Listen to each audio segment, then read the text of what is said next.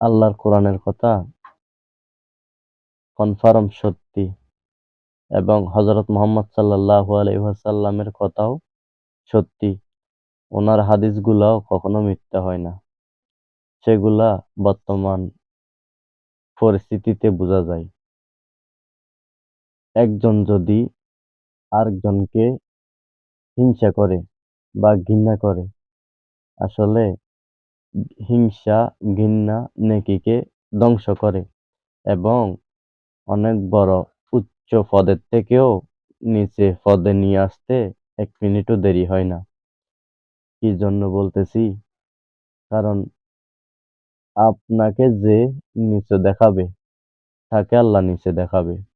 এটাই স্বাভাবিক। এটা বাস্তবতা।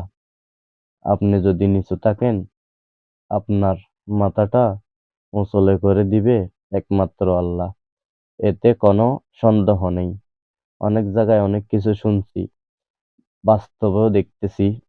আসলে নবী রাসূলরা যেগুলা বলে গেছেন এবং যেসব হাদিস নিয়ে ব্যাখ্যা করে গেছেন, সেগুলা পানির মতো সত্যি।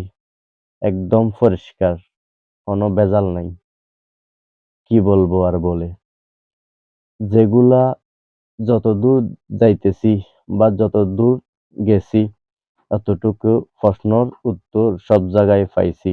হয়তো একদিন আগে, হয়তো একদিন পিছে। আপনাদের কি মনে হয়? মন্তব্যটা কমেন্ট বক্স খোলা আছে। কমেন্টে জানাবেন এবং সবাইকে ভালোবাসা দিবেন। ভালোবেসে যাবেন।